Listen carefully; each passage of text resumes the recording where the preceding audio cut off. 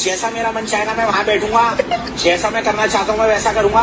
और मैं घर के निकलने से बिल्कुल नहीं डरता, ना मेरे पे ऐसी धमकियों का फर्क पड़ने वाला। सीधी सी बात है, निकालना है निकाल दो, कोई फर्क नहीं पड़ता। एक बार नहीं 200 बार कह रहा हूँ, मैं तो कह रहा हूँ मुझे अभी निकालो। बिग बॉस सीना ठोक के और छाती ठोक के कहता हूँ,